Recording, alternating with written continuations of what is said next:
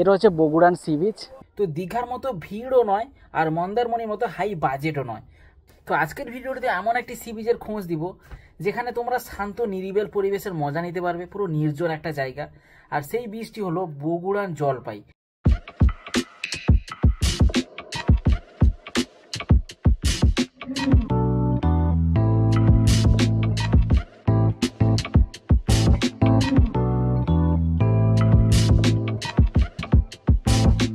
যেটা খুবই কাছে, মন্দারমণিরও খুব কাছে, জুনপুরেরও খুব কাছে, এমনকি কাঁথি থেকেও খুব কাছে। এই সি বিচটা একেবারে নিরিবিলি। তো এই প্লেসটাই কেমন যাবে, এই বিচে কোথায় থাকবে, এই বিচটা কেমন, সমস্ত রকমের ফুল ডিটেলস ইনফরমেশন দিব এই ভিডিওটিতে। তো এই ভিডিওটা দেখলে আশা করি বুঝতে পেরে যাবে এই বিচে তোমার যাওয়া উপযুক্ত কিনা এবং গিয়ে কোথায় থাকবে, কিভাবে এনজয় করবে। তো চলো এই নির্জন সি বিচে একবার ঘুরে আসা যাক। প্রথমে কিভাবে যাবে, যাওয়ার জন্য অনেক অপশন আছে। তুমি যেদিক দিয়ে আসো না কেন, কলকাতা থেকে আসো, বাইরে কোথা থেকে আসো, কাঁথি তোমাকে আসতেই হবে। তো কাঁথি থেকে ডাইরেক্ট তোমরা টোটো ভাড়া করে নিতে পারো। কাঁথি থেকে 15 কিলোমিটার দূরে বগুড়ান জলপাই সি বিচ। কাঁথি থেকে ডাইরেক্ট টোটো অটো ভাড়া করে নিয়ে তোমরা এই বিচে আসতে পারো। 300-400 টাকার ভাড়ার মধ্যেই হয়ে যাবে। তবে না হলে তোমরা কন্টাই থেকে জুনপুর মোড় আসতে পারো। জুনপুর মোড় থেকেও টোটো বা অটো ধরতে পারো, সেখান থেকে মাত্র 5 কিলোমিটার আর ডান দিকেই যাবে। তবে সেটা একটু রিক্সি, কারণ অনেক সময় জুনপুর মোড়ে কিন্তু অটো টোটো পাওয়া যায় না। তাই কাঁথি থেকে ডাইরেক্ট ধরলেই বেশি সুবিধা হবে। মেন রাস্তার উপর একটা সাইক্লোন আশ্রয় কেন্দ্র পড়বে। তো এইটাই হচ্ছে ল্যান্ডমার্ক। এই ল্যান্ডমার্ক ধরেই তোমরা এগিয়ে যাবে। আর এর পাশ দিয়ে যে রাস্তাটা আছে, এই রাস্তা বরাবর পুরো সোজা বেরিয়ে যাবে, গ্রামের নির্জন রাস্তা বরাবর পড়বে বগুড়ার জলপাই সি বিচ। তো একটাই রাস্তা, অসুবিধা হবে না, জিপিএস এর সাহায্যও নিতে পারো। তো আমি এসেছিলাম বাইকে, তাই তো প্রাইভেট ট্রান্সপোর্ট বলতেই পারো। আর এখানে পাবলিক ট্রান্সপোর্ট ইউজ করবে না, নিজের পার্সোনাল ট্রান্সপোর্ট ইউজ করার চেষ্টা করবে। পাবলিক ট্রান্সপোর্টে আসলে পাবলিক ট্রান্সপোর্টে কখন কি যাবে ঠিক নেই। কয়েকটা অটো চলে, দেখেছি বাবা, কয়েকটা অটো চলে। তবে নিজের ট্রান্সপোর্ট নিয়ে আসবে, বাইক টাইক নিয়ে এলে তো ভালো হয়। এবার হচ্ছে কোথায় থাকবে, মানে কোনো হোটেল বা গেস্ট রুম এগুলো আছে কিনা, বা লজ আছে কিনা। হ্যাঁ, এই সি বিচের কাছাকাছি একটি মাত্র গেস্ট হাউস আছে, সেটা হচ্ছে হোটেল নিরালয়। হ্যাঁ, তেমন থাকার জায়গা তো তেমন প্লেস নেই, একটা মাত্র মানে হোমস্টে আছে লজের মতো। তেমন থাকার পয়সা নিয়ে আসবে না, আর এই হোটেলেই তোমাকে থাকতেই হবে। আর একটাই, কোনো অপশন নেই। সব এলাকা এত বেশি ভিড় হয় না, এত বেশি লোক নাই। তো এখানে কোনো হোটেল রেস্টুরেন্টের বেশি যে অপশন পাবে সেরকম কিন্তু ব্যাপার নয়।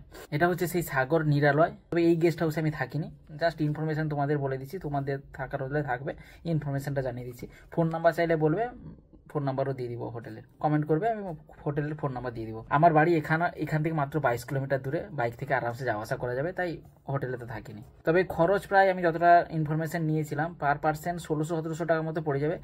খাওয়া দাওয়া নিয়ে, মানে থাকা খাওয়া নিয়ে এদের প্যাকেজ শুরু হয়। খরচ হাই হতে পারে, মনে হতে পারে, কারণ এখানে অন্য কোনো অপশনই নেই। 3-4 বেলা থাকা খাওয়া পেয়ে যাবে। তো ঠিক আছে, সেই রকম বাজেট অনুযায়ী ঠিক আছে। তো আর এখান থেকে মাত্র 500 মিটার দূরেই হচ্ছে বগুড়ান জলপাই সি বিচ। তো চলো বিচ এক্সপিরিয়েন্সটাও করে নেওয়া যাক।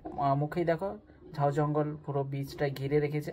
3-4টা মতো টিফিন করার মতো দোকান আছে, বেশি দোকানের অপশনও নাই। 3-4টা মতো দোকান আছে, তবে সব জিনিস মোটামুটি পেয়ে যাবে। টিফিন করার মতো যে যে জিনিস দরকার পেয়ে যাবে। আমি গেছিলাম দুপুরে, তবে বিকালে এখানে কিন্তু মানুষের ভিড় হয়, মোটামুটি ভিড় হয়। ততটা যে হাই ভিড় হবে দীঘার মতো না, মোটামুটি ভিড় হয়। তবে আমি দুপুরে আরও ফাঁকা পেয়েছি। কিছু মাত্র লোকজন মাত্র ঘোরাঘুরি করছে, তাও আবার তাদের কাজ করছে, মাছের কাজ করছে।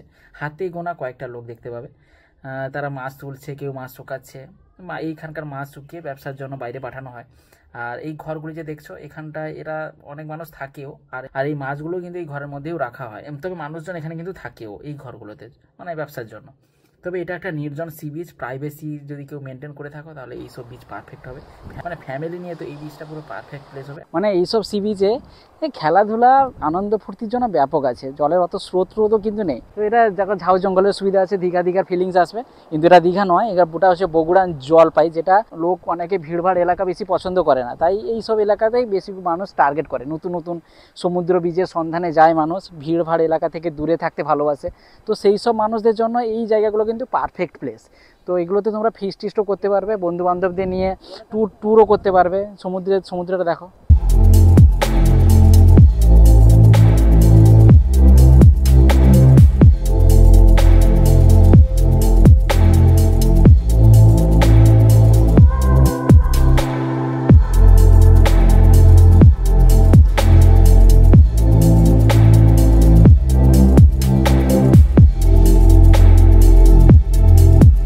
এই রোদে হয়তো কেউ নামছে না, তবে এমনি বিকালের টাইমে কিন্তু সবাই কিন্তু ঘুরতে আসে, প্রায় অনেক লোকই ঘুরতে আসে, ফটো তুলতেও আসে, এনজয় করতে আসে, প্রাইভেসি মেনটেন হয়। আর এটা দেখো জাহাজের কিছু একটা অংশ হবে, হয়তো আমার ঠিক জানা নেই, অনেক দিন থেকে পড়ে আছে। তবে এটা কিছু কাজে লাগুক না লাগুক, ফটো তোলার কাজে কিন্তু দারুণভাবে লাগবে।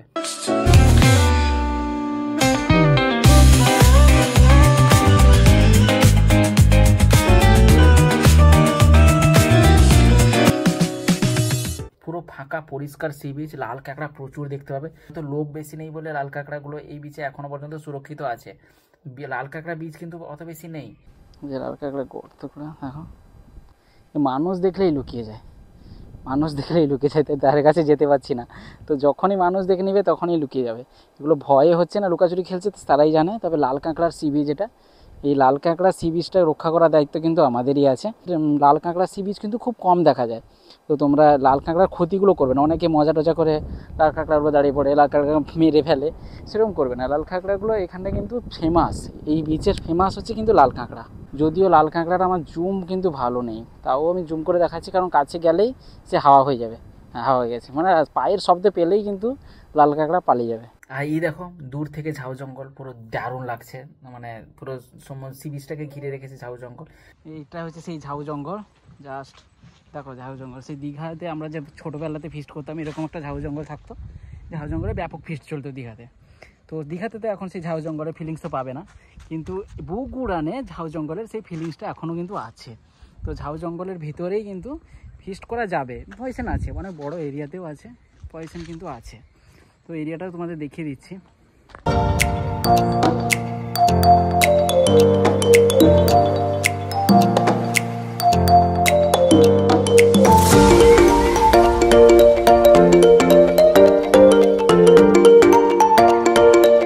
একাকী সময় কাটানোর জন্য এইসব প্লেস কিন্তু ব্যাপক।